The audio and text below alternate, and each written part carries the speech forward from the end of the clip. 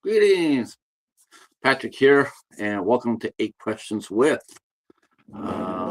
We are happy to be here, even though it is snowing like cats and dogs outside. Didn't know that we were supposed to get a snowstorm today, but lo and behold, yeah, it's been snowing for a few hours now.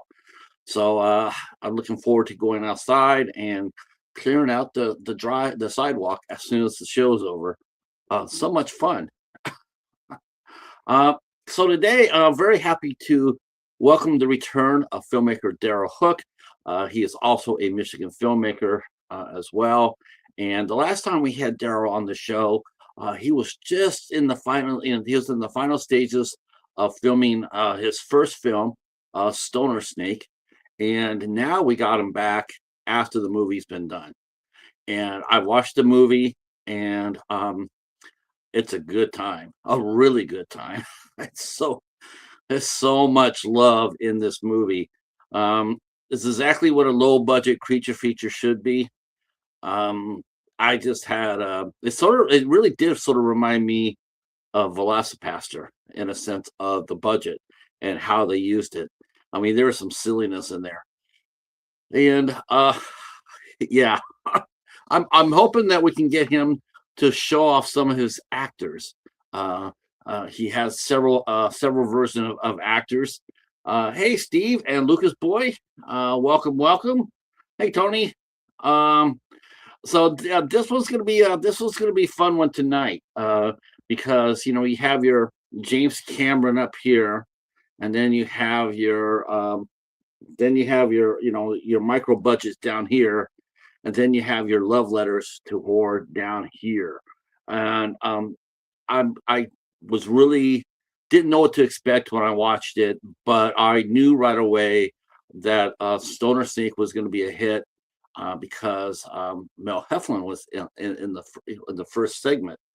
Now, this is a type of movie that is made. It's really uniquely how it's made, and a lot of times they do this. Filmmakers do this because they can't get all their casts together at one place because it's just way too costly.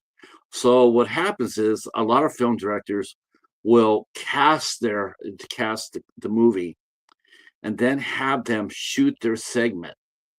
Right? Here's what I want you to do. I want you to go to a store and buy a quart of milk. So what they'll do is, and then you have to run into a killer snake. Okay. So an actor will do that. They'll get together they'll film it with their phone or a little camera or whatnot. What they'll do is they go up there and they'll film a segment.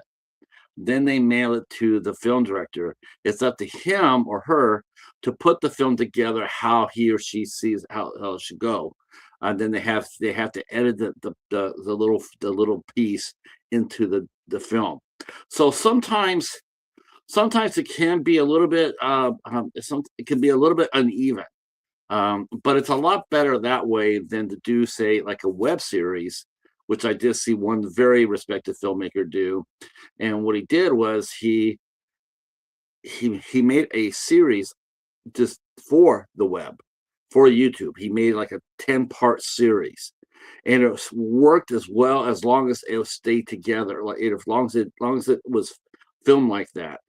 But what he did was he was trying to make a feature film, so he tried to condense his film like a 10-hour movie into a 2-hour movie, and it was really really rough.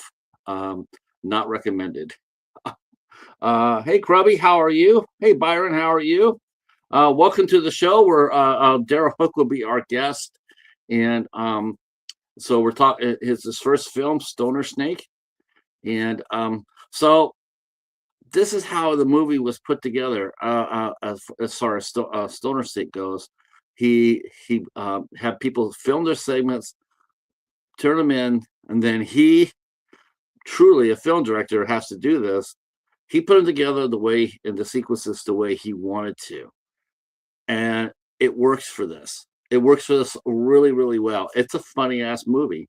Um, I noticed a couple of Easter eggs right off the bat, and I commented to him about it, and he says, "Well, I put 100 in there, 100 Easter eggs. That's like little love letters to if you're a horror fan, you are going to be sitting there hitting replay, watching to see if you can spot the eggs. Actually, I saw two. So we're going to talk to him about the finalization of this movie and what it takes to take it to the finish line. And this is a movie that has plot armor to it. I guess that's the new term for bulletproof, but it has plot armor to it. That means it's if you don't like the movie and you're a critic, doesn't matter what you say. It just really doesn't matter because people are going to love this movie. They either love it or they might not like it too much, but it's not going to be like if you write a nasty review, not going to affect the movie at all. Not at all. I can tell you right now, it's going to be a lot of people who really like this movie. And one of my questions I'll be asking Daryl is, will he be putting it out on physical media? We are hoping. We're hoping. And speaking of critics, so I want to chip in here with my 2 cents about this. So I guess there's a critic who went and saw a movie called Primate. Primate is a new version of basically what Cujo was, but a lot more meaner, I guess. The monkey gets rabid and goes crazy and kills a bunch of people. I have a real hard time with a movie like that. I'll be honest with you. I'm probably not going to watch this movie. I don't think I have any interest in it. If it's a pet and it gets, it would have been better off if the monkey had been out in the jungle and got bit. But whenever it's a pet that's depicted in these movies and then they get a disease, I just really can't handle that too much because I get pissed off at the owners. And yeah, you sort of root for the monkey or the dog, right? But will we root for the snake? We'll have to ask that question of Daryl because he is here. And we're going to talk a little bit about that too. I'm going to get his 2 cents about the critic. All right, so put your hands together and help me welcome in Daryl Hook to 8 Questions With.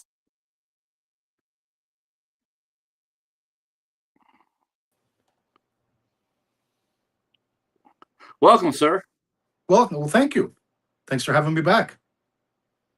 Yeah. Oh, had to have you back because the first time we talked, you were finishing up Stoner Snake and hadn't quite gotten there yet, but now you have. The movie's out. The movie is a hoot. It's a fucking hoot. It's so much fun. I loved it. Well, thank you. I told everybody about this. I told everybody about this movie and that you have I guess the new term for bulletproof is plot armor. Basically, it really doesn't matter what anybody says about the movie; it's still gonna rock. Yeah. So I mean, that a lot of films don't have that luxury. They can't hide. I mean, if they're gonna get picked apart, well, they're gonna get picked apart. But your movie is just gonna be sailing away with a nary a care in the world. Yep. That takes some talent to do, actually, Daryl. Well, thank you. So I have a question before we get into our section of this interview. Okay. I was talking about a lot of people on YouTube were talking about this, and I want to get your opinion. So I guess there was a movie critic that went and saw Primate, the new rabbit monkey movie. Right. And she watched like 2/3 of it, and then she got up and walked out. And the question was, should the critic, whether it be self-styled or not, but should a critic be able to walk out of a movie and still put out a proper critique, or should they stay and watch the whole movie?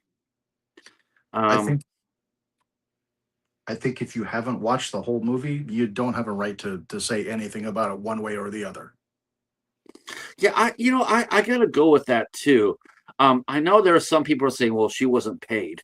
Okay, well then she shouldn't call herself a critic, in that sense. I mean, you Right. can sit there and say, but that's how she describes herself. She describes herself as a critic. And I'm of the point where if you're getting paid or you got a free ticket from the studio, your ass stays in the seat until the final credits pop up. Hmm. If you go there and you pay your $10, yeah, you have a right to get up and walk. I mean, if you're paying that and you sit down, but if you're compensated for your time by ticket, or you're writing it for somebody other than yourself, then yes, you have to stay and watch the movie. For sure. And Steve's actually agreeing the same thing. Steve's saying, and he's saying hello to you as well. Hello. Says critics should watch the whole movie, and I'm with that. I don't feel like anybody who if you got compensated for it anyway, and that doesn't necessarily mean just that movie. Think about it. Other movies that you stayed in all the way for and you got compensated for, you stay for the whole movie. Same thing. Hmm. I guess the only excuse I would give that critic is the subject of the movie. Um, I know with Primate, I was just mentioning before you got here, I'm like, I have no interest in that movie at all. I haven't even Um, seen a I don't- trailer. I I didn't I was saying how it's basically, we haven't had a movie like that since Cujo. And Cujo is a heartbreaking movie. Of course, yeah. It's not a horror movie in the traditional sense, but it's a freaking heartbreaking movie. And who wants to see that again? And Right. of course, everybody's sitting there, but Primate's different. A kill is a slasher movie. No, it's not. It's not a slasher movie. It's a animal that got rabid, got hit with rabies because someone didn't give it a fucking vaccination shot. And that really what it boils down to: irresponsible ownership. Yep.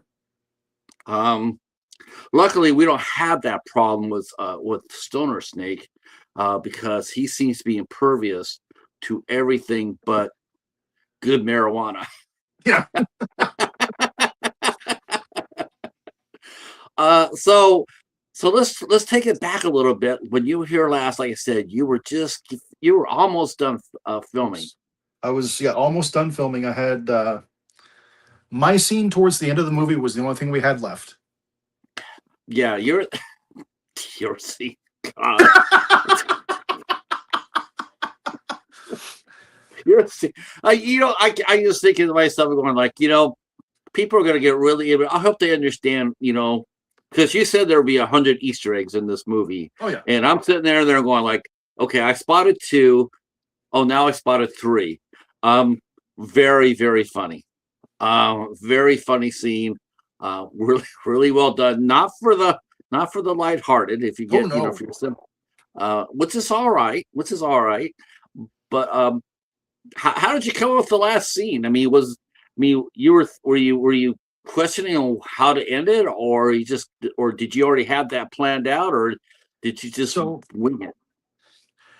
I knew that I wanted to how I die. I knew that's how I wanted my character to die.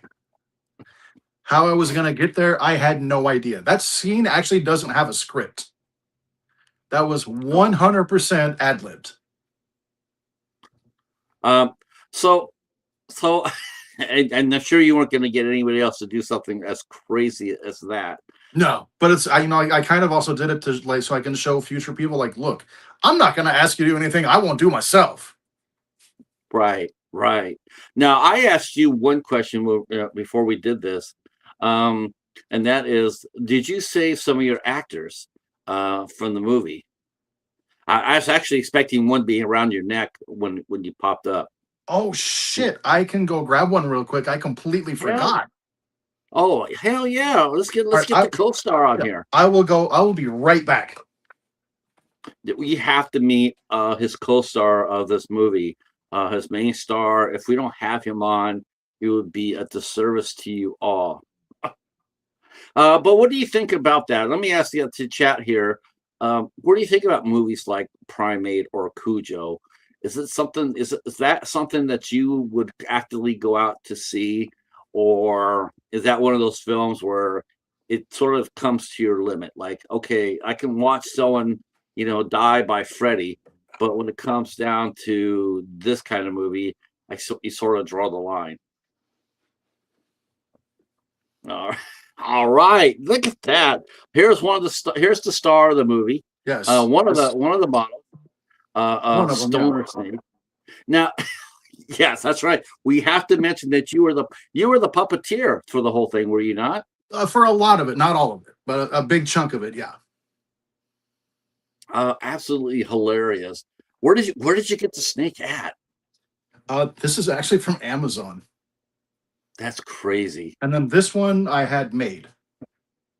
That's the one that cracked me up the most. When I saw the orange eyes like that when he got stoned, oh my god, I lost my shit. I was laughing hard. This one I had made by Marcus Koch. He's mostly known as an effects guy, but he's done some directing as well. He directed 100 Tears and Rot, but he's mostly known as like a gore guy.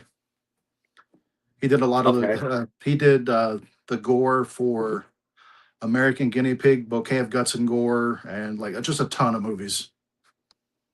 Okay, I've heard of the Guinea Pig series. Now? Did you pay any homage to some of his movies that he made? Did you get?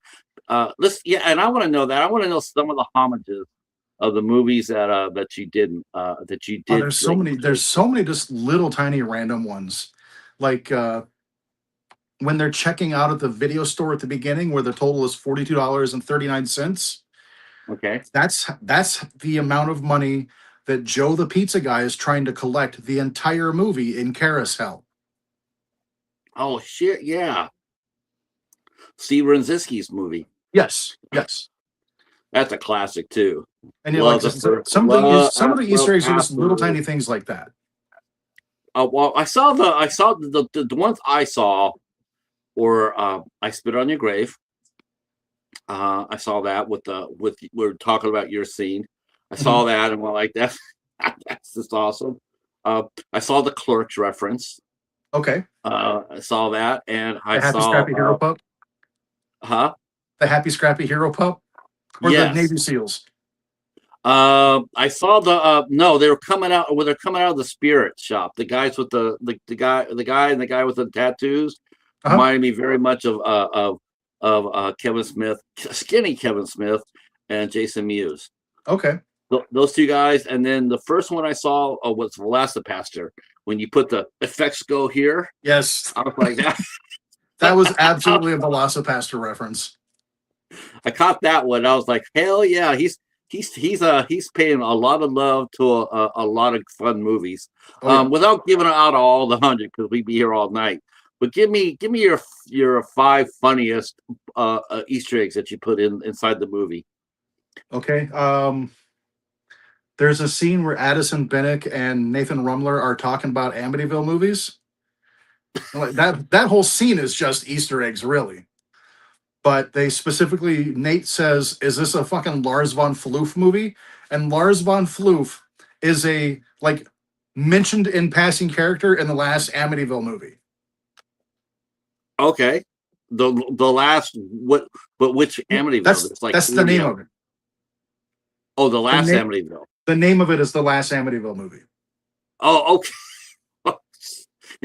Of course, that's probably number 76 after 75. It's definitely in like the 50s or 60s.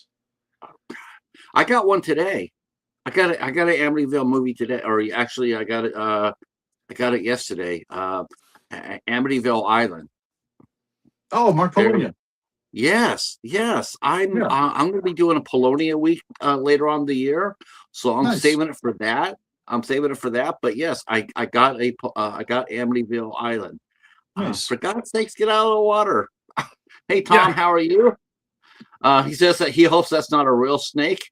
No. And of course Eric comes in there and says the last Amity movie until the next one. Which would have been Amityville Island, which features a great white shark on the cover of the and a shark babe on the cover. You ever notice all the shark movies always have shark babes on them? Oh yeah, oh yeah. Oh yeah, that's that. Yeah, yeah. Have Shark babe. shark. You got to have your shark babes just like you got to have your snow bunnies. Uh, yeah. You know what though? But I've seen some. Yeah, but that's sort of hard to do snow bunnies because they're all bundled up. But shark babes are always in bikinis. I mean, I see a lot of. I guess I just watch enough shitty movies that I've seen snow bunnies in bikinis. Oh my. But would you call shark movies shitty movies, or would you call shark movies like just like awesome goodness in the world I of think there film? are a lot of shitty shark movies, but a lot of them are also very charming. Some of those Yeah, are some of those shitty shark movies, like Ghost Shark. Ghost Shark is terrible, and I love every second of it. I love Ghost Shark. Ghost Shark is it's very entertaining. I've actually reviewed that one. I've actually reviewed Ghost Shark. Um, but so okay, so talk to us a little bit about how you assembled your cast.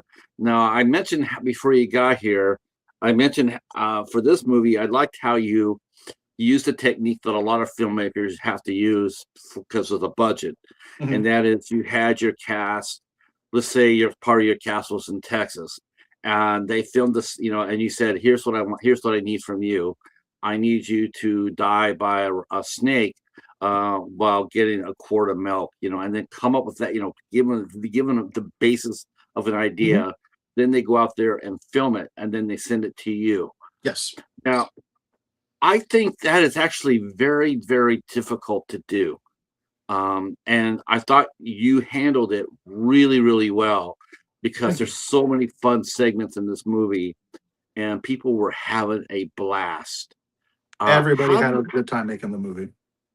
how did you approach these folks to get them to come onto the movie, knowing that they would be basically filming their own part, and I'm sure some of them were probably thinking about I could be the next Pacino. So how did you get them to stay in character while you're several states away? I mean, the for all the remote ones, they filmed it and then they sent it to me and said, "Here's what I came up with. Is it cool? If not, I can reshoot it." Like it was never there on Zoom or something like that. It was always they shot their scene and they sent it to me. But now, honestly, Daryl, did you find that more challenging than filming the scenes yourself? I mean, because I you mean, you did film. Go a ahead. little bit because sometimes I was satisfied enough with what they did, but it's not necessarily the way I'd have done it myself. Right. But I'm not. I wasn't so dissatisfied that I was going to be like, "No, can you reshoot it?"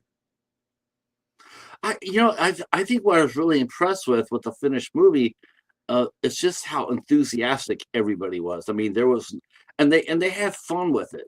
Oh yeah, Um, I mean, it could have been really easy for them to just like, okay, especially since they probably didn't get paid because it's low budget. Here they are going, okay, I'm going to go ahead and shoot this for him, uh, and they could have just gave a half-ass effort, right. but you got them to turn in some really fun and energetic performances. Um, were you with them when they were filming their segments? Did they have you like one person was filming it via phone or whatnot? Did they have you on the phone and you No, were just no? Wow. no.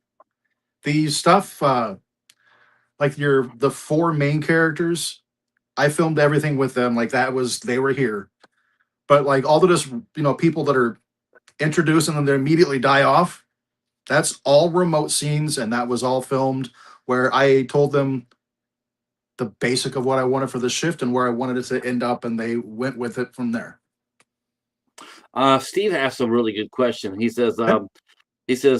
did you specify angles and direction? I mean, did you tell them exactly? Did you give them any direction at all doing their segments, or Oh, did but for you the just remote segments, that was right? all either directors or actors, so they all just they knew what would look good. Now, my other question is, how did they get snakes? Did you send your snakes down I bought them to? snakes and had Amazon ship them to them. Wow. How many did you get? How many did you buy? Altogether, I want to say that we used about a dozen. That's so much. That's dedication. Yeah, and then all of them except for one are still with the people who film their scenes. That would be this one. This one was Madeline Deering's snake. Keep that. Oh, for sure. No, Absolutely no. keep that. When I was at Grossfest, Tim Gross came up to me and he said, "I have Maddie's snake. You're going to take it home." And I Yeah. said, "You're absolutely right. I'm going to take it home." Yeah. Absolutely. I saw her name on the credits, and I immediately thought about you and Tim and Tom, and I was just sitting there going like, I was like, wow, I wish I would have met her. I Yeah, really wish I could have met her. I She wish I sounded had like met her such as well. she sounded like such a cool person. Yeah. Um, that happens in our business, so doesn't it? I mean, sometimes when sometimes we do lose lose a friend and something like this. Um, Yeah, you know, unfortunately. yeah, I was talking with I'm talking with my friend Eric, who's in the chat right now. We're talking about people who we've talked to, on our interview shows, who have passed away, and it's not just someone who just passed away. It's like, man, you feel that, Hmm. and like I was, here they are talking about their dreams and their goals during the interview, and then they're gone. Yeah. And you feel responsible to keep the name alive any way you can. Um, so you have two, I saw you have Maddie Snake. Now Mhm. you have the one with the orange eyes as well, Yes. the stoned out snake. So you're gonna keep those two for your own personal collection Oh, yes, for sure. for sure. For sure. Um, And they're like, whenever we go to do conventions or whatever, they're going to be on the table with us. Now, how did you find those? You said on Amazon.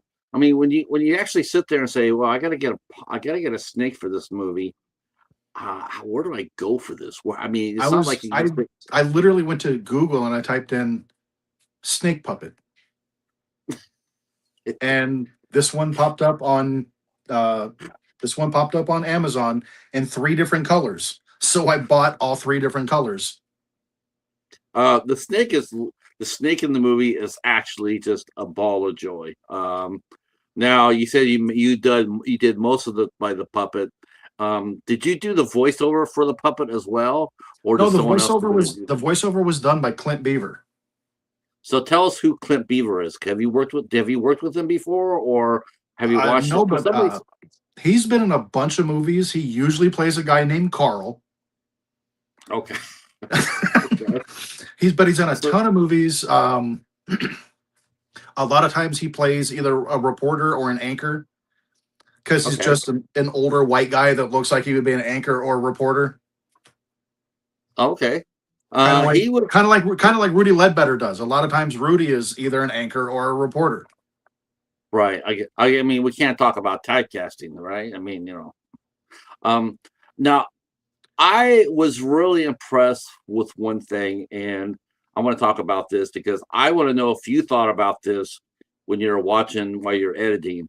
Mhm. You had Mel Heflin come in to play sort of like your wraparound.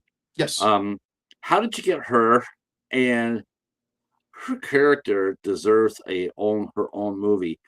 My question is, how the hell did you get her to dress up the way she did? Because I think it's very difficult to take a really good looking actress and make them scary as hell, because her look was scary as hell. So That talk to us was a little bit how you got so Mel in the movie how and I got how'd Mel in you the get her. movie.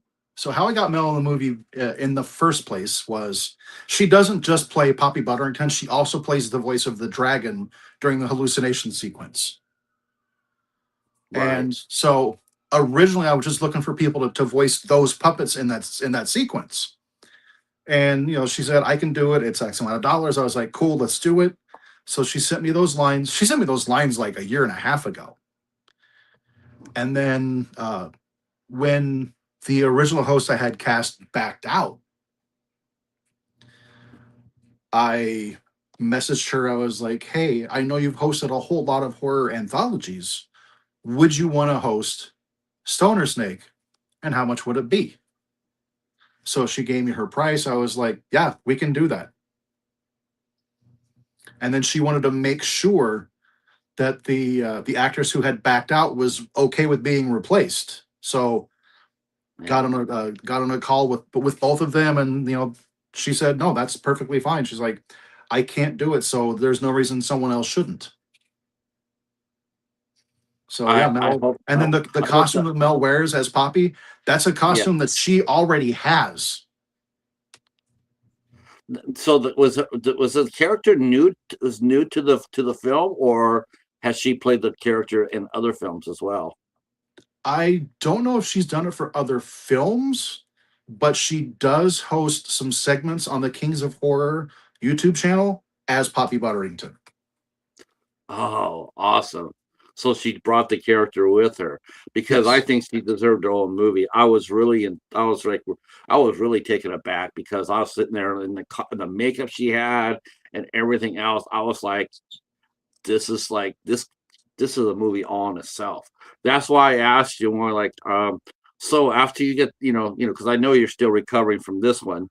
Um, but I had to ask you, like, are you gonna Mhm. do another one? Are you gonna do another movie? And when you said yes, I was really happy because I'm going like maybe there's room for Poppy because she was awesome in this. I really I really thought she really helped hold the movie together. Yeah, Uh I think and she was great. Yeah, and well done editing too.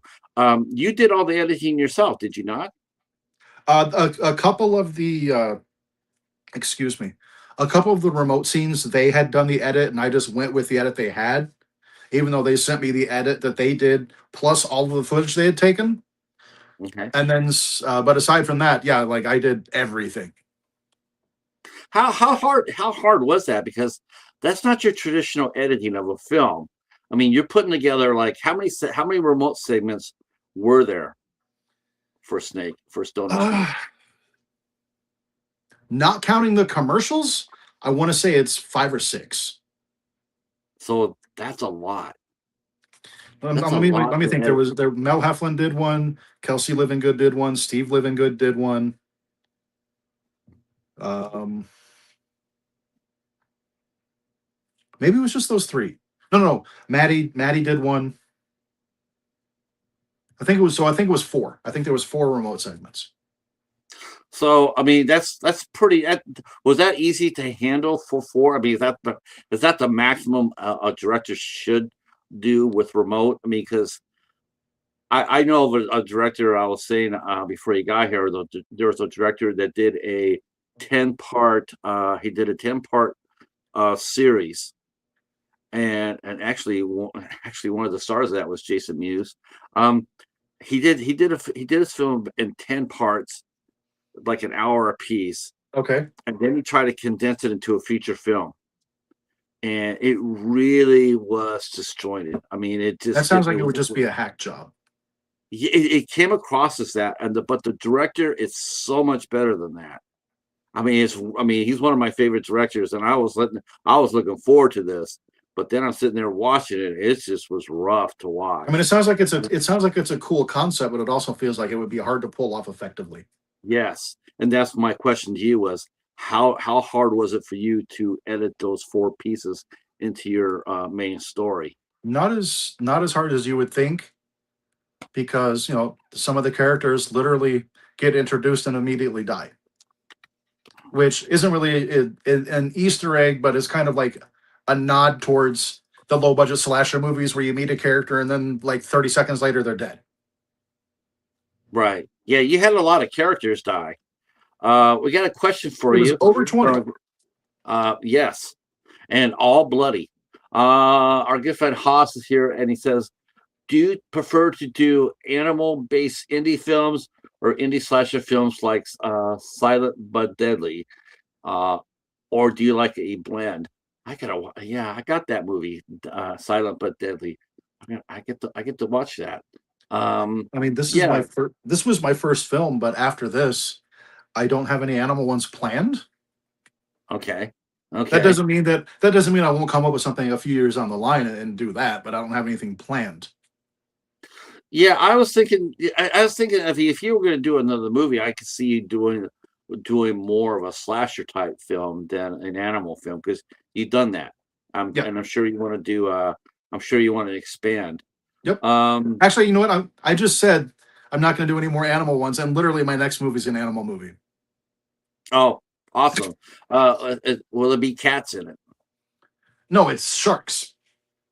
Are you doing a shark movie? It's a shark anthology. What are you going to call it? It's called Sharkoween.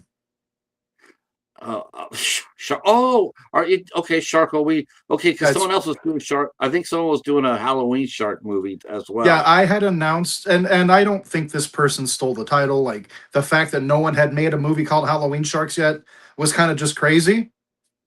So I said, Right, okay, right. I'm gonna make a movie called Halloween Shark. And then a few months later, someone else announced that they were making one. I was like, okay, I'll just change the name of mine. So it Yeah. became Sharkoween, and it's gonna be myself and five other directors, all each doing a segment where the only real direction is it has to involve sharks and Halloween somehow. Okay. Like So, my segment is inspired by Ghost Shark. It's Fog Machine Shark. People at a Halloween party and there's a ghost in the fog. you know what? That could be. I can see. You know what? Why am I getting a lot of homages to the fog? Oh shit! I could definitely. There's a. I'm looking for someone. You better have a father in there. Oh, I've got. Maybe I don't you own gotta have a. six You fog gotta get machines Hal for Holbrook. nothing. You gotta get Hal Holbrook in that movie. Uh, I think let's he's see. dead. He is dead, but you can bring him back as a ghost shark because he's a ghost. Oh, He'd be okay. a I guess that makes sense. Yeah. yeah. See, Hobbs mentioned. I have seen that with a lot of anthologies. They just don't come together well. Yeah, anthologies. Why did you decide to do an anthology? Was it driven based on the budget, or was it an It's anthology no. It of was more. I had an idea for a shark movie, but I didn't think if I figured if I stretched it out to feature length, it was just going to be awful. And I want to work with as many people as possible. right? So I Yeah, you figured, know what? I'm glad you did it the way you did. Um, but I could definitely. I mean, I could definitely. Yeah, anthologies are just rough. I mean, they really are, and you got to be a little bit skilled at doing them. Otherwise, it's you put too many stories in, or you put too few in. right. Um, you know, I thought this was really well done. Well, that's Both why I the, picked. That's why I did six filmmakers because I figure statistically one's going to back out, maybe two. and did If that two happen? back out, even if two back out, it's still going to be close to an hour. What I you know what that does bother me. It's one thing I did like about Stoner Snake too. It's an hour and 38 minutes, and it does Hour and flow really 20, hour and 22. an hour and 22, and it really flows well. It seems like a lot of independent filmmakers now are sliding in with the 70-minute mark, and all I gotta say is stop with it. Um, a lot of people do not want to go watch, nor will they. As I've been talking to a lot of people, they will not go and spend money for a 70-minute movie. Something for they want to bang for their buck. Right. Um, but it does seem like to be a trend as of late. Do you have a basically do you have a time frame? Do you want to go between 80 to 95 minutes on every one of your films? No, I don't know because, like, to me, as an indie film viewer, especially low budget, my sweet spot is 65 to 80 minutes. Yeah. I feel like I'm Fans are a little perfectly fine hard with a and 70-minute movie because you're not monopolizing a lot of my day. And I know in 70 minutes, it's not likely, unless you're a certain someone, that your movie's going to have a lot of parts that are just filler that are boring.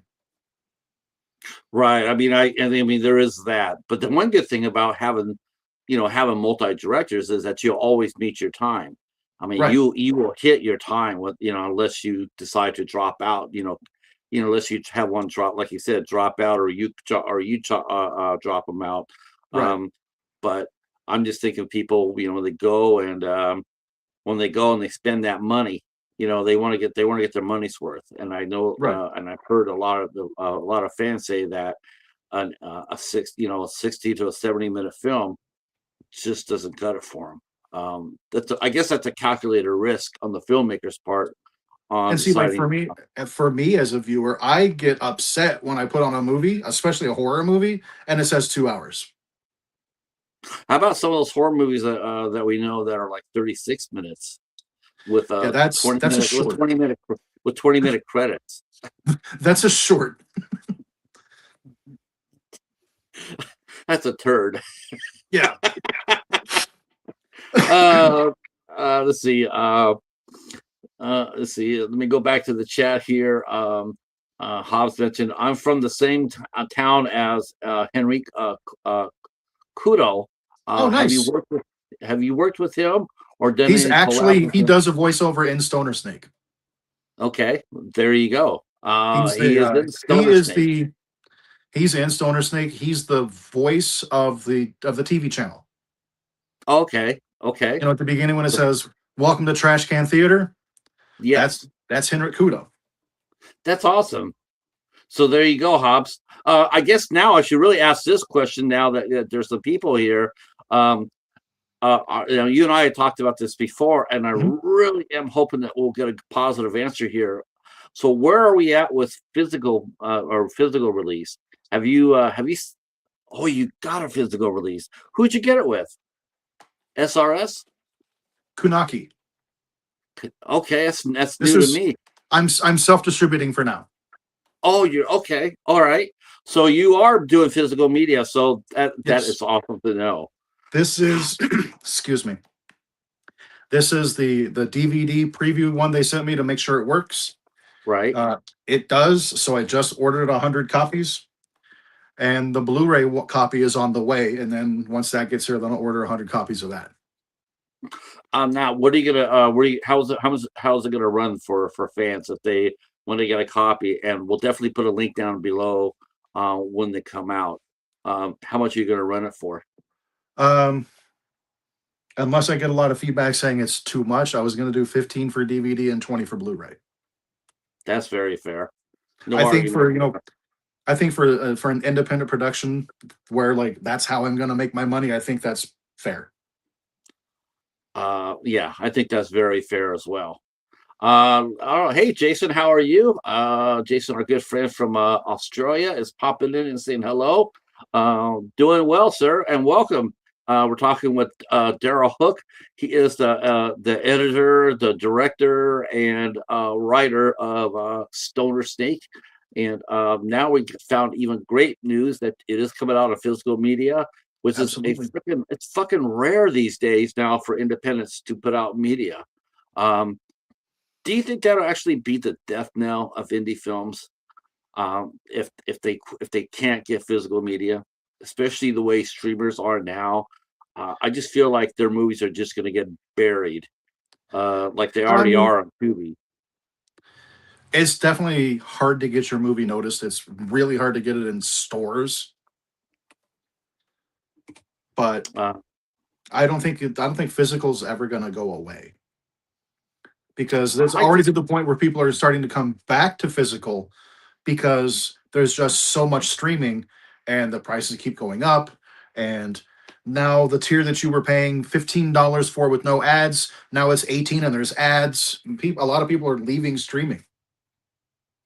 Yeah, I think the ones that are awesome are the ones that come in, sign up for a month, and then bail. Yeah. I got to see Stranger Things. I'm done. Out. Yep. That's what I did. Let's see. Steve just saw the trailer for Stoner Snake, and So what do you think, Steve? How were you impressed with the trailer? And I don't care if he hated it. That's fine. It's not for everybody. No, I can tell you right now, Steve. He may be neutral, but I don't. He has never said zero to any movie that we've been talking about. Okay. No, and he's my age, so we love a good movie. And if I say it's a good movie, people take my word for it. I'm pretty happy to say. I mean, and yeah, I think we should sell some copies of Stoner Snake. I do. I'm not saying this because you're my friend. I'm just being honest with you that your movie was a joy. It really Well, thank was. It you. was a lot of fun, and it's exactly how it should be. I wasn't trying to make a For good movie. I was trying to make a fun movie. yes, you did that exceptionally well. Now, you got your wife in this film. Now, Yes. I want to know how I want to know how you managed to get her into the movie. Has she ever done any? Has she done a movie before? Nothing. Nothing. She did. She How did she like? Rocky Horror. She did a Rocky Horror Picture Show shadow cast when she lived in Chicago. That's her only acting experience. Oh, you just mentioned the Rocky Horror Picture Show. I know that'll make our buddy Hobbs makes his first stand up on the end. He is a huge Rocky Horror Picture fan. Um, let's see. Let's see. Yeah. Anthology film. Tom mentions he likes anthology films. Yeah, I do too, Tom. A good one is really, really good. Like the first VHS, absolutely love that movie. Uh, has had great stories all the way through it. Same thing with Holidays, really enjoyed that as well. Um, let's see. He mentions Haas mentioning coming from an indie supporter, 15 and 20 is fair. I would pay that physical media for life. And yeah, would he said, will you sign copies if people request it? That's a good question, actually. If people request So it, if people request it, absolutely. Because, but otherwise, like I would just want to send it to them as it is because it comes shrink wrapped. So I would want them to get their nice sealed copy. But if they want it signed, yeah, I can open it up and sign it for them. that'll be awesome. And Steve mentioned that he says trailer was good. Um, Thank you. uh, yeah, and links in the description so you can go check out the trailer as well. Yeah, it's a lot of fun for sure. Now, to be perfectly honest, did you read? Were you self conscious at any time during the film? Like I noticed, like sometimes that the scenes you can actually see you're doing the hand puppet. They're moving the snake around. Did you go back when you're editing that? Did you see that and go like, I wish I could not do that. I wish I could play it a little bit more straight. But Nope. you put the hand puppet in there, and I personally it worked for me. But as a filmmaker, what did you think about that? Were there Like the some things scenes where about? you can see the puppeteer's arms and stuff like that. I left those in on purpose. I could have easily cropped it so they weren't there. I left them in because I thought it gave it charm. I think so too. The I only like the different time, voices. the only thing that we reshot at all was the scene where the guy gets into the car and Golomar's in there and asks him for a ride to the dispensary. Right, right. We reshot the stuff where you see the close up of Golomar because Okay, that was actually our very first day of filming, and I was not satisfied with a lot of the interaction because the whole time it was just like straight on shot. You see the guy over here, the snake in the corner, and it didn't look good. right, So we right. reshot it where the puppets like inside the car with the door closed. And like we realized after we shot everything that a lot of that stuff that we left the door open, but whatever. Now, who did you get? I mean, because I guess everybody was responsible for their own gore. Um, so how does that work? I mean, like you throw there's a lot of blood in this movie. Comically for comic effect. Um, how did you do your own special effects, especially during Yep. your death scene? Did you do all that yourself, or did you have a Everything. crew there to help you? It was the only time we had help was at the Halloween party. Okay, We had okay, one guy managing the blood pump, and we called him Blood Boy. And like he was actually that was actually the guy that plays the cop earlier in the movie. right, yeah, okay. Good cop too. He definitely did his part into dying and Yeah. died well. Uh, let's see. How do we purchase the movie?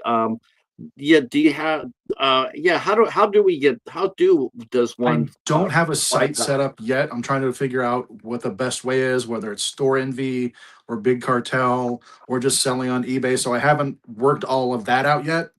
and I don't want to make it available for sale until I get all of the backers their copies first. Oh, yeah, yeah. You did a perks for this, right? Yes. So how'd that go? Was it a pleasant experience trying to raise money through It through a GoFundMe or a Kickstarter? Was it a it pleasant was it was experience? it was Indiegogo. We put our target at 1,500 because I was told if you keep your target low, people are more likely to donate because they don't feel like you're being greedy.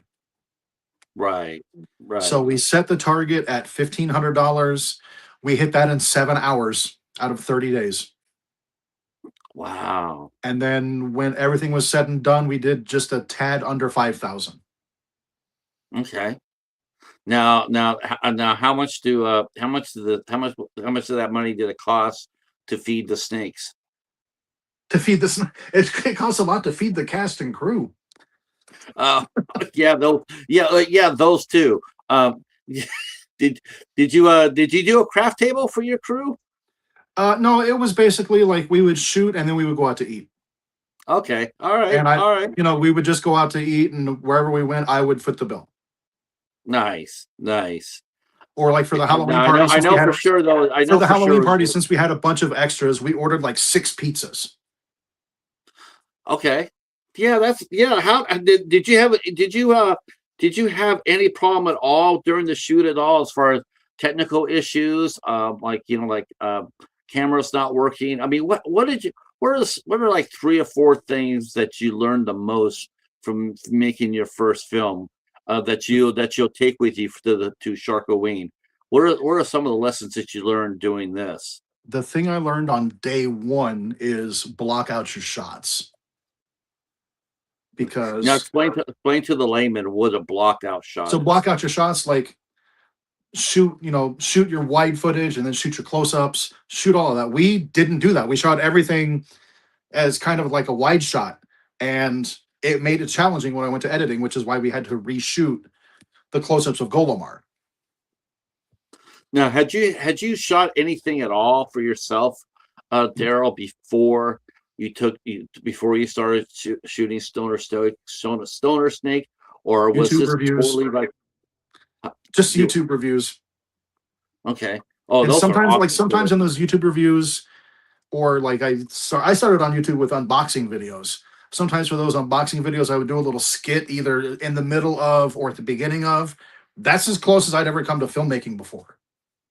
That is actually how you and I met through your reviews because you used Yeah, to review Wild Eye stuff yes, I did. and I found that and I was just dying. I was dying on your reviews.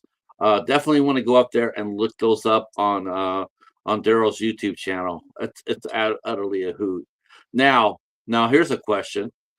You have been a reviewer for you were a reviewer when I Mhm. met you. Would you, after you making your first film, would you go back to reviewing movies, or now that you actually got behind the lens and seeing Now that how different? I mean, even while I was in production with Stoner Snake, I did a couple of reviews. And even if I didn't like the movie, I tried to find something positive about it. That way I wasn't just completely shitting all over the movie because like I don't care if people do that to my movie, but I know some people take that really personally Yeah, they do. to the point that they'll say that you're bullying them. Really? Yeah. I've done over 500 reviews, and I've only gotten pushback on one movie. I've done One. I had a filmmaker who I've done one review for say that I've been bullying them for a decade, even though I had never heard of them until 2020. Ah, is that our good friend? That is our good friend. Like and when I say like, no, I need you to understand. He messaged my actors and was like, "You shouldn't work for him. He's a bully." Blah blah blah. I mean, while you're shooting Stoner Snake, he was doing that. He was doing that to some of the people that are like actually established actors. Wow, So that's yeah, really he was unprofessional. actively trying to sabotage production. That's really, you know what? You don't mind if I name that? I'll be more than happy to name that name. I'm not Did going he to, but really if you want to, yeah, that's fine. did he really do that to you? He really did that. So this is we're talking about the worst director in America right here, a guy named Dustin Ferguson, who was truly the worst director ever on the planet. Um, wow, that's so unprofessional, even for him. Yeah, Yeah, you know what the big difference between you and him are?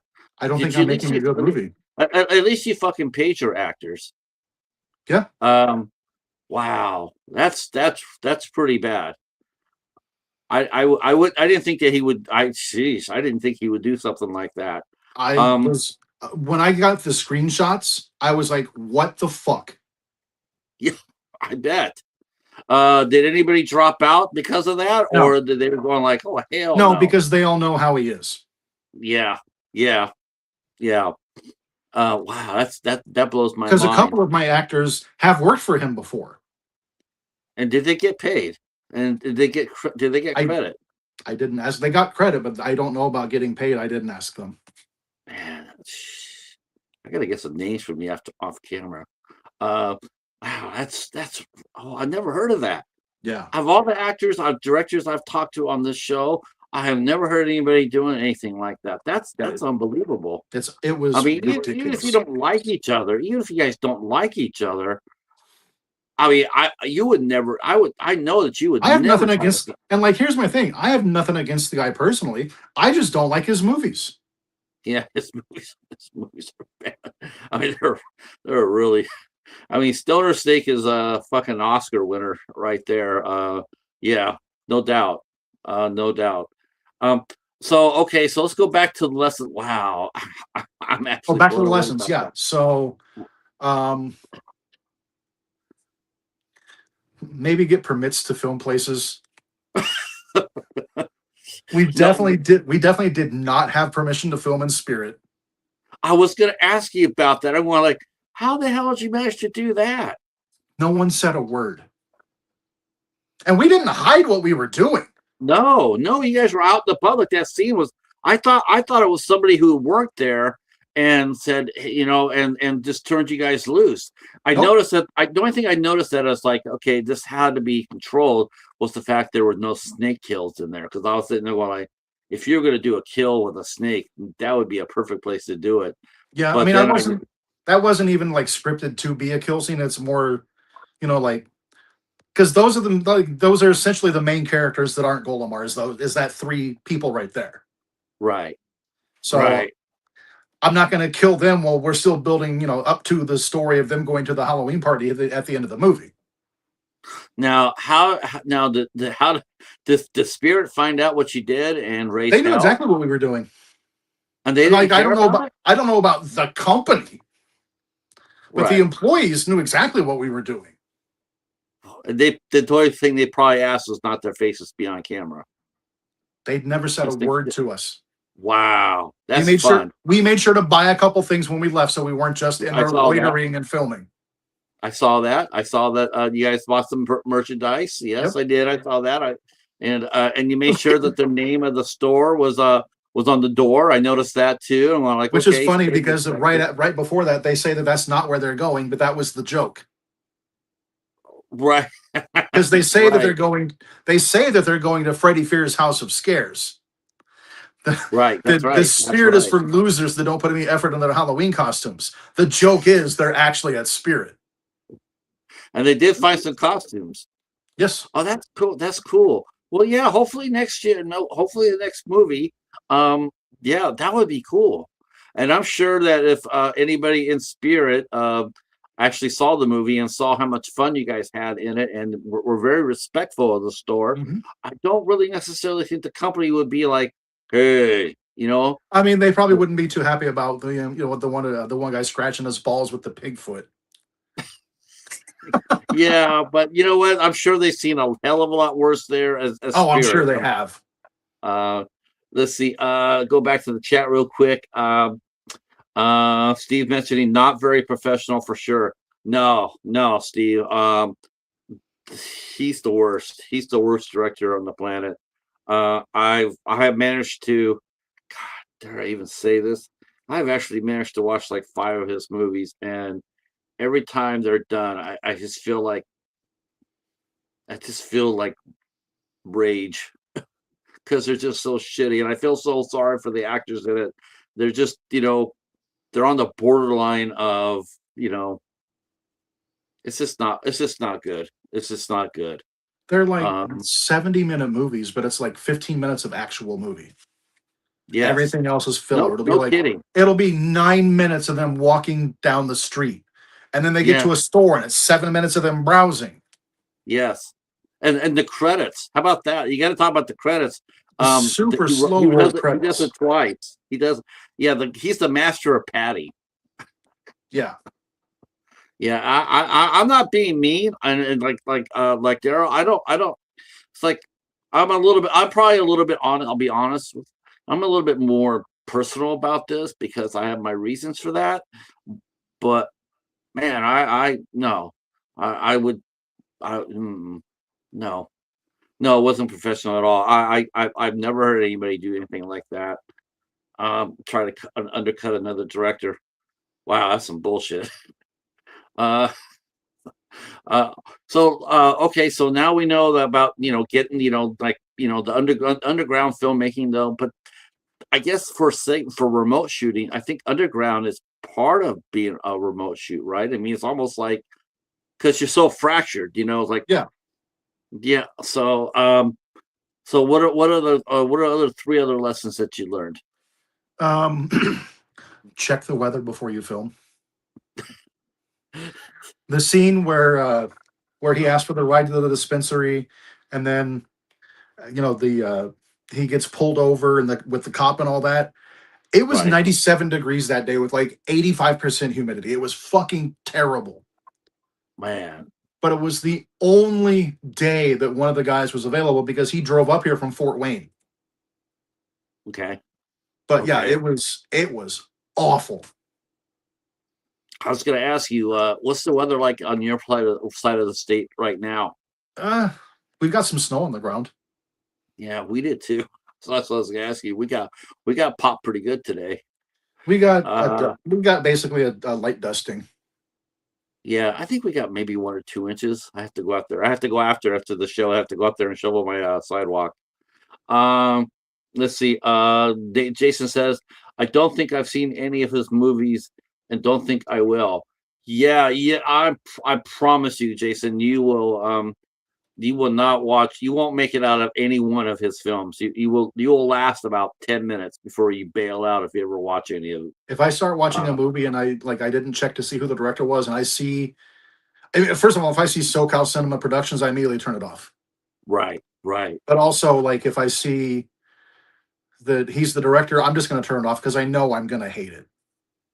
What's funny is uh when I was reviewing films for Wild Eye, um Rob sent me a Ouija shark, and I'm watching this, said Scott by directed by Scott Patrick. So I'm sitting there watching this movie, and I'm sitting there thinking of a Brett Kelly movie, Yeah, because and he I'm sitting used the there going like, pseudonym. yeah, I didn't know that then. I'm sitting there going because it says Scott Bradley, and I'm sitting there going like, man, this is like a Brett Kelly movie, and I'm sitting there and I'm like, wow, this is so reminiscent of that. And then later on, I went to read some other reviews on it, and sure enough, someone spilled the beans saying that Brett Kelly filmed the movie underneath Scott Patrick. And I'm going like, I don't know what that says for me that he was able to, like, I spotted his techniques. Like I could tell it was a Brett Kelly Right. movie. I'm not so sure. I mean, I thought it was pretty cool. I was able to spot that.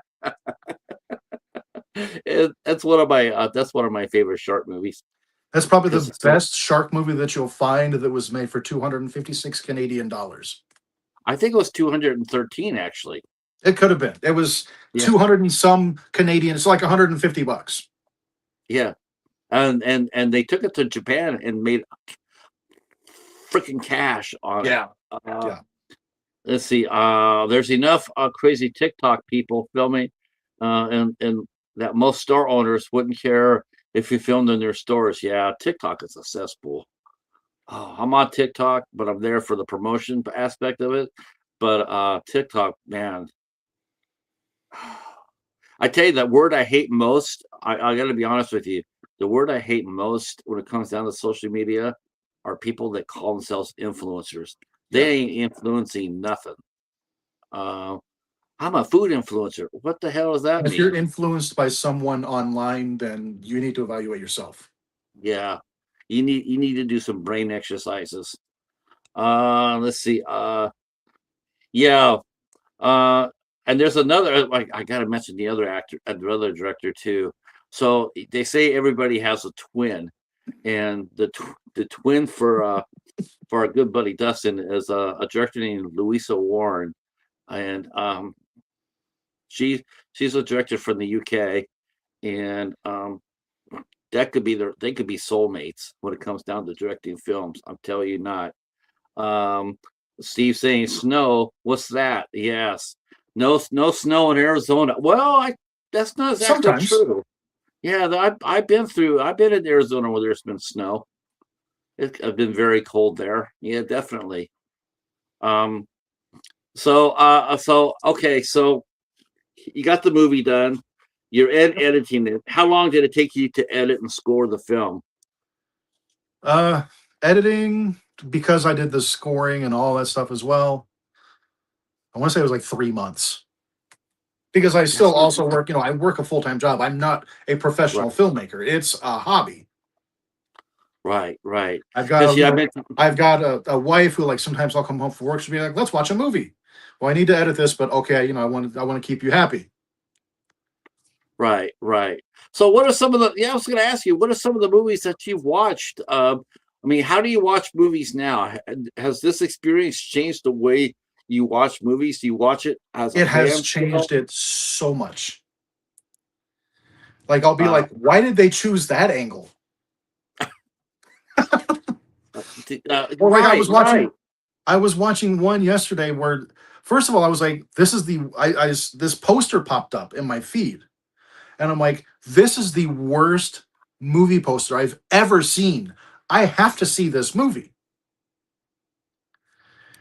And then I start watching the movie, and I'm like, "Why is this 2 hours and 31 minutes long?"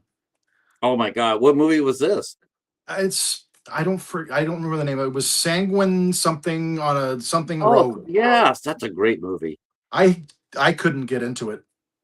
Oh my God, that's a great movie. I chuckled once in the store when they're robbing the store at the beginning. Right. But I that chuckled movie, once when they're like, I You think encourage you to I'm rewatch that. robbing the place because I'm black? No, it's because you're wearing a ski mask." Right. I chuckled at that. But yeah, I turned it off after about 15 minutes. Oh my gosh, you got to go back and redo it. Got to go back and redo it. That's But a that's a the really opening that's a great credits for movie. that, it's literally written and directed by the guy's name, and then it flips to the entire cast on screen all at once, and that's the entire credits. It's like 15 seconds. He did And I get was like, credits well, at the that's a end. decision. Especially, I was like, could they not? Could they not work out longer credits? I mean, I know they They only had oh two and a half everybody hours to got kill. credited. Everybody got credited. It's a great movie. I really enjoyed that one actually. A unique take on a vampire that you haven't seen before. If you're into vampire films, I loved it. I thought it was Austin Galante is the director, writer, and director of that film, and yeah, I'm not saying that either because he's been on the show. I'm saying it because that's a great movie, and actually, it's one of those movies where you spot a rising star, and Okay. in that movie, you do. And Charlie Mack, he's a comedian, and the guy's he's blowing up right now. He's blowing But the yeah, like I hell said, up. I put it on. I couldn't get into it, but again, I only gave it like 15 minutes. I was like, I don't want to watch it. A more than 2 hour indie horror movie, even though I know it's more of a comedy than anything else. It It's like, I really don't want to was. It was watch this designed right to be a now. comedy. What's that? It was designed to be a comedy. Right. Yeah. It has some really. I was gonna say it has some fighting commentary, but I'm going like that'd be too easy. So, but it's one of my favorite indies from last year for sure. Okay. I encourage you to rewatch it. Um, so what other so what are I was gonna say is what other movies have you watched where like It's where you watch and you find yourself directing. Um, any other good movies that you would recommend that we watched that you watched all the way through? Oh God, trying to think. I haven't watched a lot of movies lately because I've just been busy. Yeah, I watched Stranger Things. I I watched have never HoboCop. I watched the new Sean Donahue movie, HoboCop. Hobo. Oh Jesus Christ, the Hobo Cop. HoboCop, yeah. Do you see Hobo with a shotgun? I love Hobo with a Shotgun. That's a very interesting movie. I watched it. I watched it with a commentary. Okay. Did you what special features are on? Are you did you put a special features on a Stoner Snake? Right now, all that's on there is the movie. Okay, okay, When at a later time when I can find someone to, because I want to do a commentary track with at least with at least my leads because they're all local. okay. I want to do a commentary track with them, maybe a commentary track with just myself and my wife, That so would we be can good. so we can give our perspective on it. Oh, and also she wrote all of her dialogue, which is why it's completely just off the rails. But that's the way it should be, right? Yeah. And I am going to go back to this because we just touched upon this. But what are five movies that you watched last year that you wish that you could have directed? God, what the hell did I even watch last year? I'm sure you watched a lot. I mean, I'm sure I did. I'm sure you watched more than I did. I don't know, especially because I didn't finish post production and on the movie until like early October. I missed out on a lot of stuff. Like I just saw Weapons like 3 weeks ago. What? How did you like that? Was that overhyped? I thought it was overhyped. I don't think it was a bad Yeah, movie. but I don't it's think it was a overhyped. bad movie, but I think I think just like I thought, and the other movie this guy made, Barbarian. I thought Barbarian was overhyped. I don't think Barbarian was a bad movie, but I think it was that great. It sort of amazes me about how some horror movies get the love, like to come out of the gate like that. I mean, like with Long Legs. Long Legs was insane. It got released at the same time as Terrifier 3, and Terrifier 3 had all the momentum, and Long Legs just crushed it. I mean, Terrifier made its money. It was expected to do that, Right. but Long Legs made even more money, and got more. And that was just out Well, out of nowhere. I had never heard it of was Long probably Legs. made for way more money. You know what? Yeah, probably a little bit, but they didn't get any publicity at all. Like, I Hmm. mean, it didn't hit until it came out. And all of a sudden, it was like completely word of mouth. And next thing you know, it just took the hell off. It was just like and then I watched it, and I was like, what are people watching this for? I don't get the overall because it was That's one I've heard mixed reviews on. I've heard it's amazing and I've heard it's terrible. it's you guess the ending of it within the first 5 minutes of the movie. Well, it's never No, good. no kidding. No kidding. You know the end of the movie within the first 5 minutes. Oh, it was crazy. Um, so going forward to Sharkoween, Yes. um, have you started pre-production yet? And what is your pre-production routine? I mean, did you pick up some good habits you feel that you could take So to the as far as making the film? Did you pick up some good habits that you're going to apply to Sharkoween? my method is I'm old school, so I come up with a title for a movie and then I figure out what a movie with that title would be about. And then once know what that movie will be about, I take a pen and a notebook and I write down ideas for kills or for scenes or dialogue. And then I just kind of like let it swirl around a little bit and I start writing a script. What's it like to write a script? I mean, had you ever written a script before this I movie? actually I had started a script in 2009. Okay. I started a script for a zombie movie. I don't remember what the name of it was, but it It was a zombie movie, but it was zombies versus vampires. But this was before Underworld. Oh, okay. Okay. And That's where they fought werewolves and yeah, vampires. or I yeah, it wonder was why they werewolves and always have. vampires. Yeah, but this was Yeah. zombies. This was zombies versus vampires. And like one of the lead vampire was over 1,000 years old. Right. Right. And I remember my then girlfriend reading it saying, "This dialogue is terrible." I was like, "I know, it's the first draft." Is it important to have? I mean, to me, I'm sure a lot of your remotes were. Did they go off? Did they go off a script, or did you just let them completely improvise their So segments? I would send them a script and I would say, "Shoot it like this, and then do it again where you're saying whatever you want, as long as it gets to where it needs to go." And like one person just shot it as I had it written with a couple of small tweaks. And then uh like the newscast is almost completely different than what I wrote. Oh, okay, okay. The newscast was really fun. I like the The reporter. newscast is hilarious. It might be my favorite part of the movie, and I hate that I didn't direct it. Yeah, that was a that That was that the that that segment was really that scene fun. was directed by Matt Burns.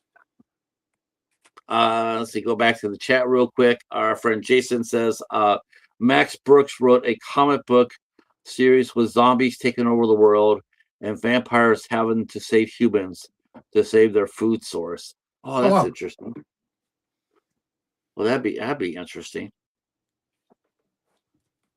It's always Yep. interesting when you see a character like this. Was one thing I have to sit there and say, like where where certain certain genres like vampires or werewolves or and Frankenstein himself.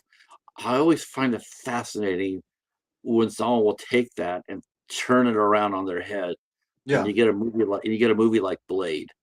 Yeah. A vampire who's a superhero. After we're used to vampires being seen as villains all the time, and then when they flip it on its head, and they make vampires the good guys, like Angel or like I said, Blade, or even go like Brightburn where they took Superman and spun it on its head. Right. I always find that to be fascinating. Um, yeah. So yeah, I agree with the script thing. I mean, you want to give it to them, but sometimes sometimes the director, they want everything that's written down, like Right. do what's on the. Right. But I think for a movie like this, with all the remotes, I think creative freedom is a strength. Which is why I told them, I do want you to do it as I shot it, but also feel free to do another one where you just come up with your own dialogue. And almost all of those ones are the scenes that got used. Yeah. Okay. Now go back to the Easter eggs. Did you tell them to put some Easter eggs in their Nope. shots? Like, hey, Nope. refer to some other horror movies. When you shoot this, but don't make it obvious. No. Wow. So So the ones where they put them in, that was all on them. how the hell did you get 100 Easter eggs then? And there's just because so many of them are just little tiny things. Like, the $42.39, Right, right. where, the joke's really for maybe two or three people that will actually catch it. But it's not such a blatant Easter egg that if you don't understand the reference, that it completely falls flat because it just comes off like regular dialogue. Dude, you should have had the snake ride a carousel unicorn. Just have him wrapped around Duke's neck, Yeah, going for a ride. that would have been funny. But yeah, Well, you know I what? am in You pre-production. To go back to the question that you asked earlier, I am in pre-production on Sharkoween. I have my segment written. There's been one that's already been filmed. good, good. So yeah, one of the other directors, like, they shot it for basically nothing. So Now, yeah. And Without I've getting already into got, specific, and since it's an anthology, the wraparound is going to be a horror host, and I've already got my horror host cast. uh, is it Poppy? No, it is Chonda Rawlings. Chonda Rawlings. I don't know if I know that name. Okay, Does she have a she was in Return of the Corn Zombies. She was in, oh my god, what's that fucking dude's name? Return of the Corn Zombies? Yeah, Damn, that sounds tight right there. Did you see Sharks in the Corn? I have seen Sharks of the Corn. I have it on Blu-ray. Oh, I give that to my buddy Eric to watch, and he it's a good thing that he lives a long way away from me. Otherwise, I would have been dead. I mean, it's a movie. Yeah. Well, that's not exactly what he said, but He probably said something like it's a piece of shit. yeah, he was pretty honest about how his feelings were. I mean, I enjoyed enjoyed it for what it I didn't feel I so. enjoyed it for what it is, but it's not good. I didn't. Well, it's not supposed to be good. It's supposed to be Right. absolutely what it is. Yeah. But that's the secret, though, right? I mean, movies like that and like Stoner Snake, well, they're like I said before, it's plot armor. It's like they're bulletproof. You can say whatever you want about them, but it's not going to hurt the movie. It's not going to hurt your feelings because it's like you can say my movie's shitty all you want. I know it. I made it, but I made it this way for a reason.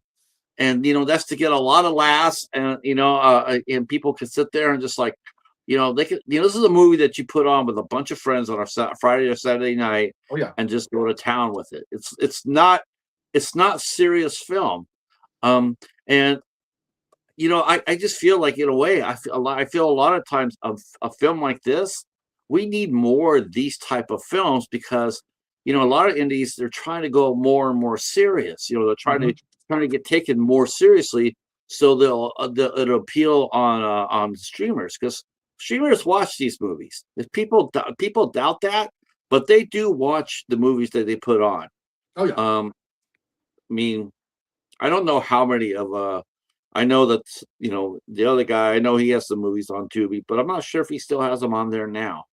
It'd be interesting to see if they, because like I said, a lot of the streamers, you used to go to Tubi and bring up the screen, and you might see Stoner Snake on the front of the page, as a recommendation. But now, not so much. Now it's all just now it's going to be old. buried. Yeah, it's all going to be buried. It's all the same old shit you've seen on everywhere. TV series, recent hits. It's like, wow, there's no independent horror here. TV series, recent hits, old classics. Yeah, there's no independent filmmaking like there was like last year. And the same thing has happened before with Amazon, where Amazon was like, they're like for a while there, they were sitting there yelling like, "We want your movie, we want it bad," and they paid for it. Yep. Now it's like, yeah, we don't need your money so much, and and you're gonna get pennies on the dollar. And what they pay independent filmmakers is insulting. Yeah. They got to watch the movie like over 50% of the movie before you make any money. Yep, and then it's still only like 6 cents an hour. Yeah. See, this is why physical media is so important. I feel this is where I feel physical media is so important to indies because that's going to be their last. That's going to be where they're going to make their money at least recoup their initial filming. I spent $15,000. Well, you can make $500 on a streaming, or you could go ahead and do what you did and make your own copies and then sell them. Sell them through a website, sell them through conventions. Are you doing Gross Fest this year? I am doing Gross. We have a table at Gross Fest. Good. We have a table at Gross Fest. Cool. We have so far one confirmed screening for this year. Did you release this? Were you able to show Stoner Snake in your town in Michigan? Not yet. You still working on that? Still working on that. Yeah, I've got the number for the owner of the theater. I just haven't given him a call yet. I've been busy. And right, I didn't want to approach him before I had a movie to hand him to watch.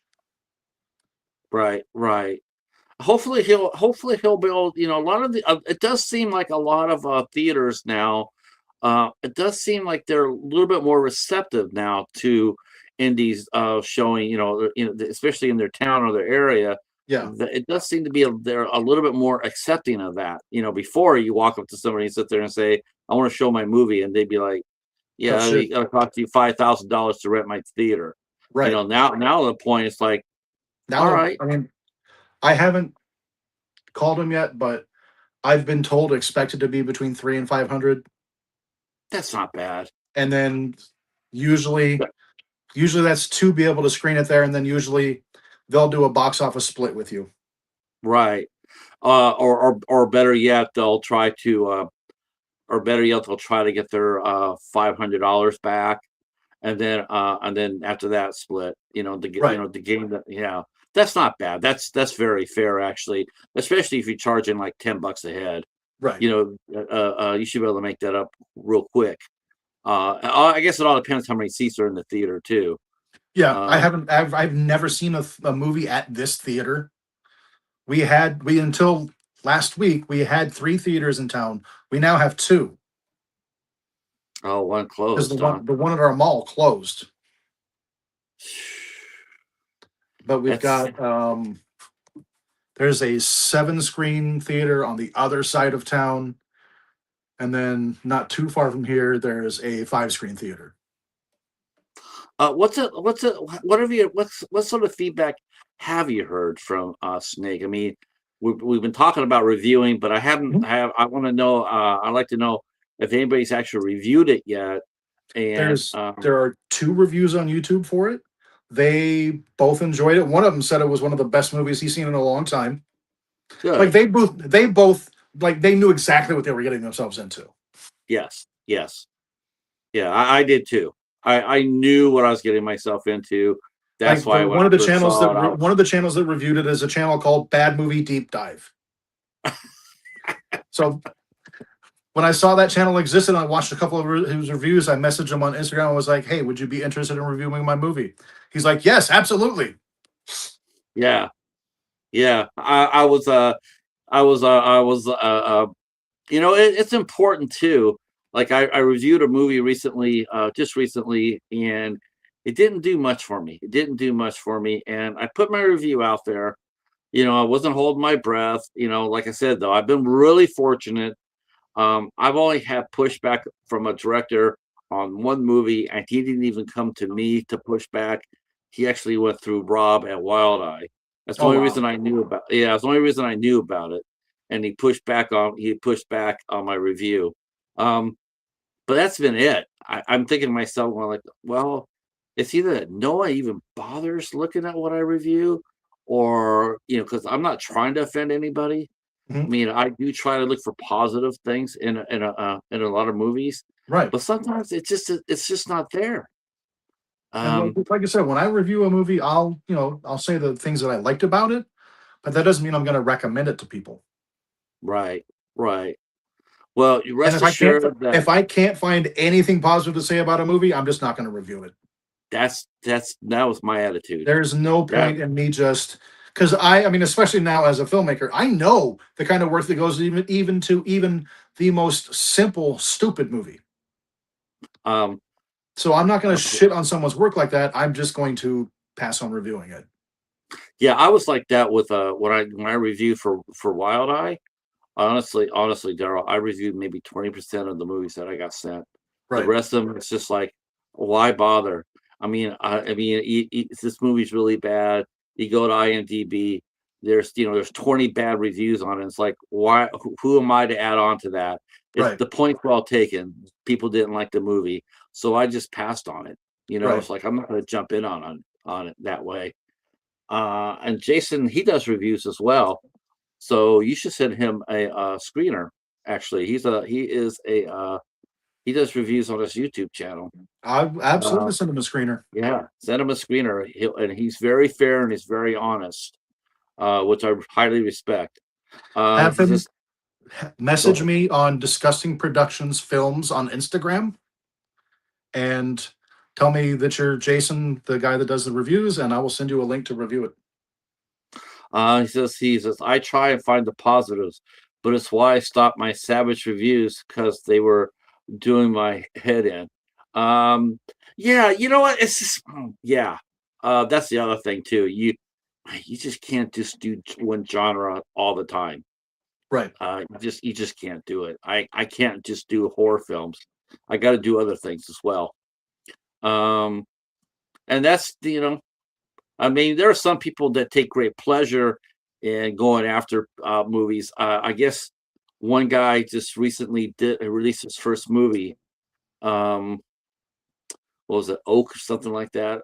Uh, Cedar Oak or something like that, it was a YouTube reviewer, and he went and made his first movie.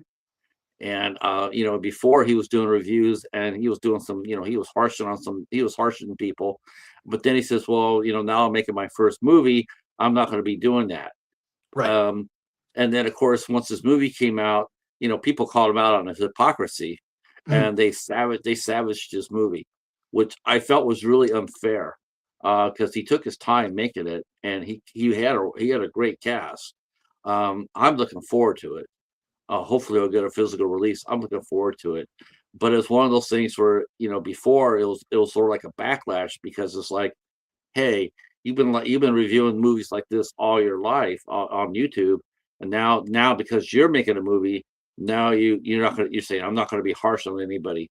Well, that's not gonna save you. There's Right. many there's many people that wouldn't watch your reviews, or where you're just crushing people, and now you got to deal with that. Um, but I don't think that'll ever happen for you. I don't think you have. I don't think that. I don't think bad reviews will ever happen for you, Daryl, because I the mean, I've had a spirit of the couple, but it's fine. I don't mind. I'm still yeah. waiting. I'm still patiently and excitedly waiting for someone to say that it's the worst movie they've ever seen. There's honest to God, if people come up there and say that, that tells me one thing: they just started fucking watching movies that day. Because if they come up there and say that's the worst movie they've ever seen, that they haven't seen any movies, Right. because I can name 20,000 movies that are a lot worse than Stoner Snake. And it's funny because like when I made it, I was originally setting out to make the worst movie ever made, like more or less as a joke. Like the Uh, jokes were all supposed to be bad. I didn't know there was actually going to be good comedy in the movie. yeah. I Well, I didn't think know the that jokes happened with were your actually cast. going to work. Well, I think that was because who you picked to do the remotes, the casting. Yeah. There's some names in there, and good independent actors' names Oh in yeah. there, and it's a nobody cast. It's there's some heavyweights in the indie scene in there. And So, yeah, Jesse L. Green. yep, I mean, yep. like the fact that and I had no idea he was even going to be in it because it's a remote scene. They just I sent them a script. They said, "Okay, let me get some people together and we'll shoot this." I was And impressed you got Todd Sheets. uh, he said, "Is there anything I can do to help you?" I said, "I would love it if you did." He said, "As I said, I would love it if you could do a role in a movie." I was like, "Even if it's one line voiceover." He's like, "Done." Yeah, because he's notoriously shy for Oh yeah, yeah. I it's the mean, first movie he's done at all in 12 years. yeah, I haven't even asked him to come onto the show yet, because he's so nervous, I guess, or photo shy. He's very, so Yeah, if you I ever get haven't him even on, he's probably not going to appear on camera he won't. I saw another interview channel where he did the interview without the camera. because I've interviewed him, and yeah, he didn't. He didn't. He was on camera before we recorded, but when we were going to record, he turned it off. Yeah. The, I don't know. Mark Poloni is like that too. He's very photo shy, though he's gotten a lot better in the last 3 or 4 years. Yeah. But he was notorious for that too, not getting them on camera. And distributors were very notorious for not getting on camera. But I've gotten every distributor I've asked. Ron Bonk. I love Um, Ron. uh, oh man, I Ron. love Yeah, Ron because SR. I love Ron because he let me use 3 seconds of House Shark in the movie. Yeah, I saw your clip for that. I was thinking to myself, going like, is this gonna be one of those movies where you're gonna, because I was actually waiting to see if there would be any nudity in this movie, and my credit to you for not having it. I mean, there Except is, but it's in another movie. yeah, it's another movie, but And you I didn't mean, have. and then of course there's also penis in it. Well, yeah, well, how's that? How? When are you getting your stitches out? Oh, I died. Oh shit! Well, just you have to come back as Sharkoween. Yeah. Yeah, I actually was impressed with that. You didn't go for the hot take, the hot gimmick, and ask anybody to do a new scene. I thought that was I was actually a very big positive for me, Actually, because I know. my wife had suggested that we did. So we contacted one of our actors' girlfriends who was a adult content creator, Okay, and then she said she would do it. And then shortly after she said she would do it, she found Jesus and got out of content creation. really Yes. found Jesus and got out of.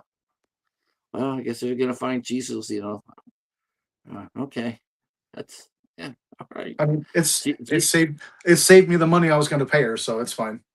okay, well, see, Jesus was looking out for you too.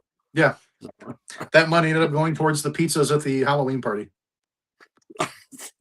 Did you? Yeah, this meal is sponsored by whoever the content creator was. This yeah. No, So the Halloween party uh, was wild though because we were there for like 6 hours for 8 minutes of screen time. wow, isn't it amazing that to me that's always been the interesting part about filmmaking is how long it takes to do a scene. You There's see I mean that you see it's there's about 25 minutes of footage, whether it's alternate takes or just a lot of it is them dancing around to what on set was literally nothing. There was no music on set. right. But yeah, a lot of it was just them dancing around so that we could, make the scene not be just 30 seconds Okay. before everybody started dying off. Did you manage to get the pizza place into the movie? No, no, Uh, next time. no, because it's actually not even a pizza place. So the place we film at is on our friend's property. There's a second house that's unfinished. Oh, okay. And they Okay. live in the middle of nowhere. So it's literally the general store. They have a pizza oven. Now, I guess my last question to you will be, what kind of feedback did because you're a Michigan-based a filmmaker, um, there are a few groups on Facebook with for Michigan filmmakers. I was not even aware of that. I'll have to look into those. Yeah, there are a few. Okay. Um, I was going to ask you, is that something that you would consider doing? Is showing your film or letting people know about your film in the Michigan filmmakers and Absolutely. yeah, okay, okay, I want to work, like I said, I want to work with as many people as possible.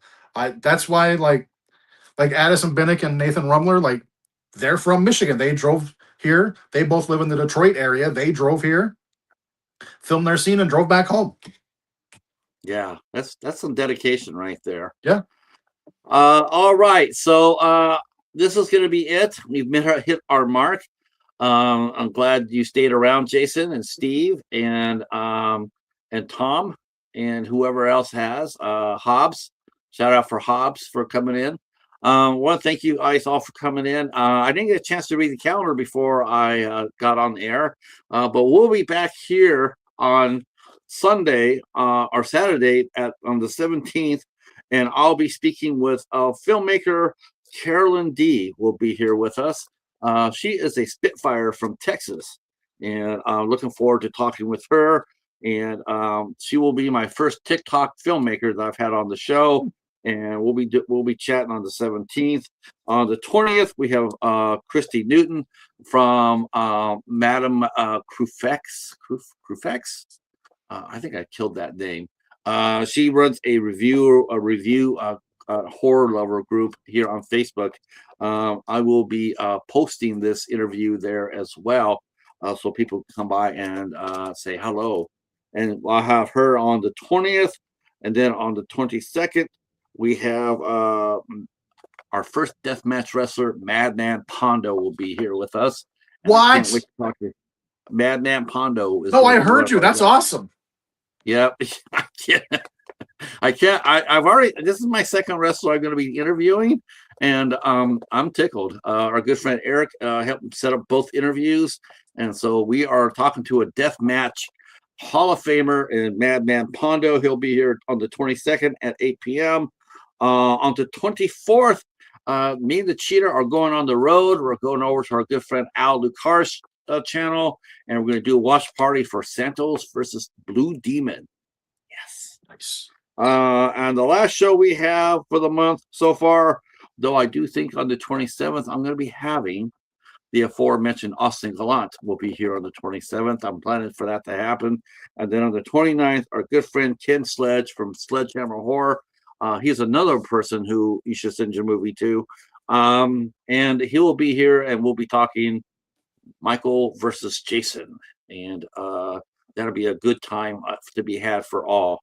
But I thank you everybody for coming out, and we will see you Saturday. That'll be the next show. Thank you for coming out, and Daryl, stay right where you're at. To everybody else, we'll say good night. Thank you again. Peace. Stoner Snake. That's right.